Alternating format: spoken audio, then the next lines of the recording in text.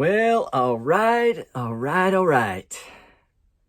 It's been a while. Today is the first full day of spring, and it marks about the 4-month or the 120 days or so since Janette passed away. And it's been a little while since I made a video. We have been out of town. It was a good out-of-town trip. We did go watch the University of Washington beach volleyball team play in Los Angeles and Hawaii. So it was a really, really good trip. It was great to see my daughter and to be able to hang out with her, especially, and some old friends in Hawaii. So while I was gone, I learned of another book. As you may remember, the last time that we had the video, we talked about this book. And one of the common comments that I got back is actually covered in this book in chapter 10. So chapter 10 of this book is Grief and Anxiety, Calming Your Mind When Logic Doesn't Work. And so I went back and I reread that chapter, and I realized that I can agree with that. And then, you got to love the technology that we talked about, because I've learned about this book, Anxiety, The Missing Stage of Grief by Claire Bidwell Smith. And this book kind of brought home some things that I had discovered, that I have been working with different forms of anxiety. So the topic of this title is Worrying Works. Majority of the things that I worry about never happen. When I used to be a resiliency trainer for the Army, I would bring that up several times, because as an athletic performance, which I look at soldiers as tactical athletes, sometimes some of the simplest things that everybody seems to think everybody can do cause anxiety. Everything from going to the rifle range to having to train and perform the regular, what used to be called the physical fitness test, which is the Army Combat Physical Fitness Test now, which is even harder, which causes more anxiety for even more people. That a lot of athletes have to deal with this all the time. And I bet that even you have dealt with anxiety. So what is anxiety? The good side of anxiety it can motivate you to prepare for things like a test, to do your homework, study, so that you can do well on a test. Typically, some people will describe some of the early easy stages of anxiety as it starts the fight or flight syndrome. So you know what that might feel like. Either you're going to have to fight somebody or you're going to have to run away. And a lot of people can relate to what that's like. So those are some of the good forms of anxiety. But what is some of the bad forms of anxiety? So let's see, in this book here, some of the bad forms of anxiety, which you may not be tracking, are panic attacks, insomnia, nausea, dizziness, heart racing, palpating, obsessive worry, hypochondria. Those are some of the stages of anxiety, or some of the different levels of anxiety that maybe you've experienced, but maybe you didn't realize that it's anxiety. So for those of us that have had losses in life, and in particular learning to deal with grief, Claire Smith talks about that anxiety is more than likely or is the missing stage of grief. In the last video, we talked about the 5 stages of grief, which were, denial, anger, bargaining, depression, and acceptance. But Smith talks about these as being related to the person that is actually going through the death.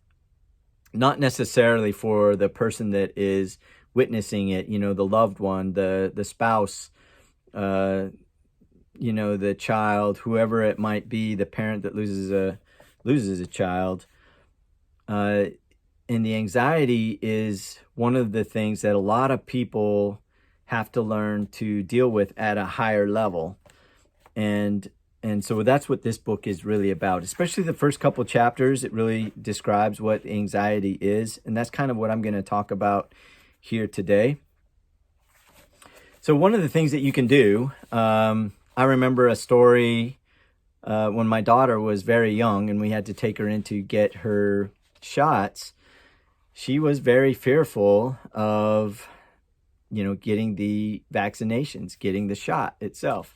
And one of the tricks that we learned to be able to do at an early age was to simply just breathe. Take a big breath and let it out slow. The trick to being able to help this low level of anxiety is to remember to breathe, to exhale slower than when you inhale. And you'll feel that, at least I do. I feel that in my brain, it just has a calming effect. So that is one of the first things that you can do, is just remembering to breathe, not breathing the shallow breaths, that the fight or flight really starts getting you into, but take that big breath, push your belly out, and just exhale slow. And doing that really does do a lot to calm down an anxious mind and a lot of the nerves.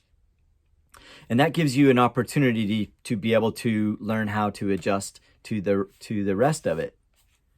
So once you've been able to kind of calm down your mind a little bit more, some of the other things you can do, if you remember going back to It's Okay That You're Not Okay, and we talked about suffering, and we talked about hunting the good stuff, is to help identify those types of things that are harmful, and then in hunting the good stuff, identifying those types of things that are beneficial and that you can do to be able to put you in a place where you can, observe some of those beneficial things, whether it's, like I had mentioned last time, just being able to see a nice sunset and be able to gather all those types of things that's going on, or being able to identify some of those stressful things that cause that level of anxiety so that you can get to the left of it. One of the things that also mentioned in It's Okay That You're Not Okay is when you get into those stressful situations, is to remember what is the most positive thing outcome that could happen of this. And I'm not trying to get this mixed up with false reality, but when you look at this from a athletic perspective, for instance, I used to use this example of the golfer that has anxiety of driving off the tee. So learning to change the way you think about things can make a lot of difference. So in this example, what I mean is, you'll get some guys that I've been golfing with, and they'll come up and they'll say, I hope I don't slice. And so what have you just done there? For one, you've introduced that negative thought, because we are prone to negativity bias. And putting that negative thought in there potentially could make you slice. So what I suggest that you learn to do is to focus on the most positive thing that could happen. Meaning, I'm going to hit it down the middle of the fairway, and I want the ball to land right about there. And so what are you going to do to be able to correct that? So that will hopefully get you focused back down to the fundamentals of what you need to be able to do in order to make that happen. So that's kind of hunting the good stuff. Get things like making sure you have a good grip, making sure that your backswing is the way that it needs to be, making sure that the ball height is the right position, and making sure that keep your head and eyes on the ball, and making sure that you have a nice follow through. So going back to those fundamentals can help you have that nice swing right down the middle of the fairway and down into where you want it to go. And if you do everything right, then it may not slice. We have that same problem with people that in the military that are afraid that they don't shoot well, and they're afraid that they don't qualify.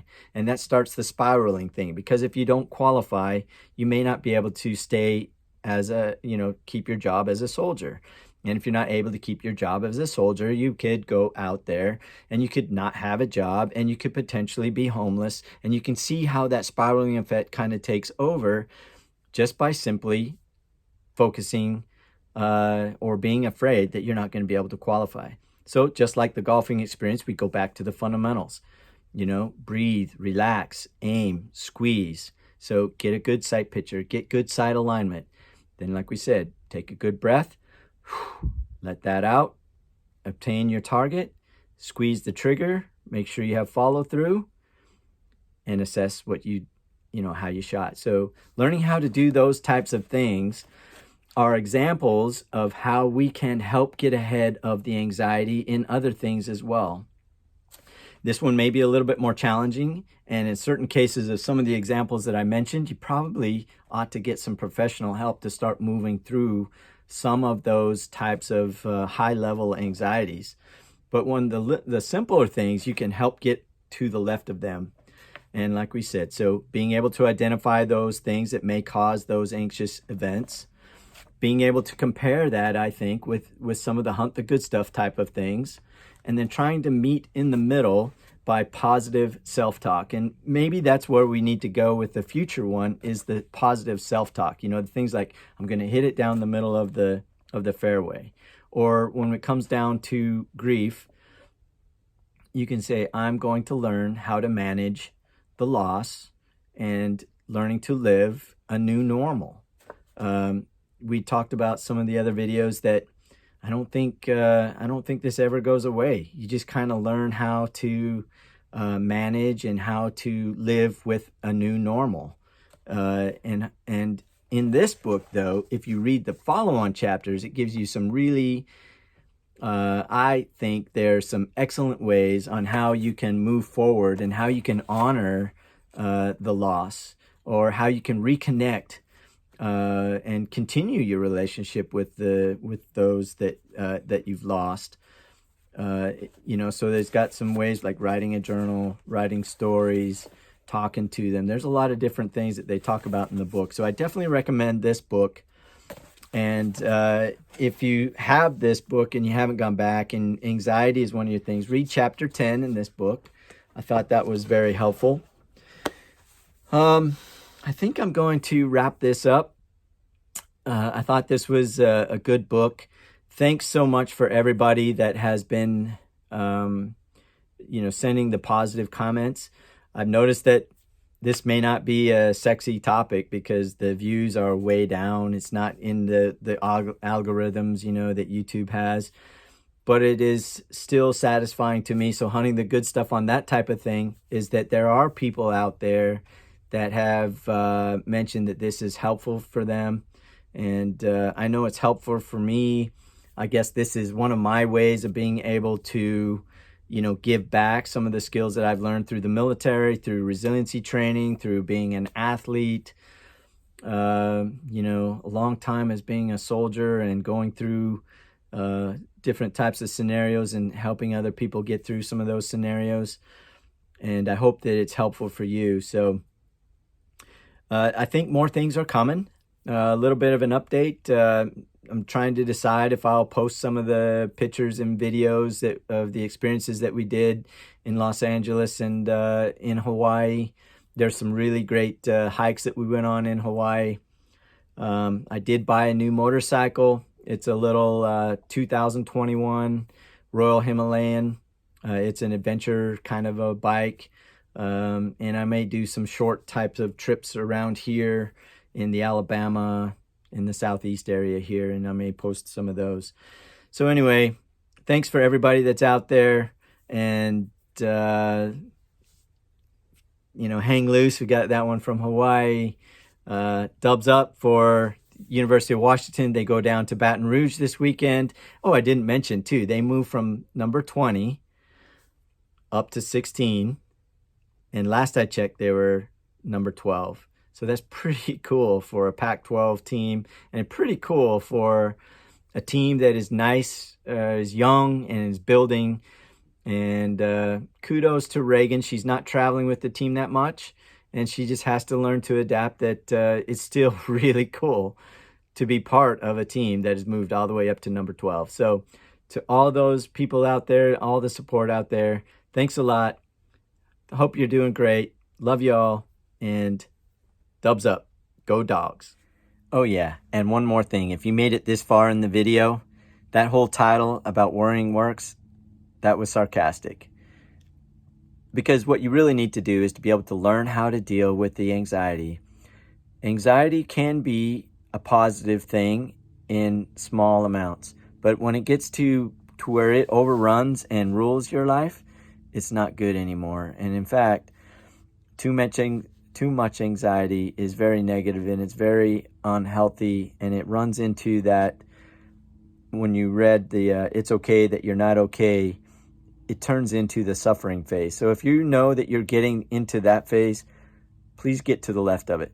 Take care. We love you. Remember, hang loose. Hang loose. Take care. You're going to get through this.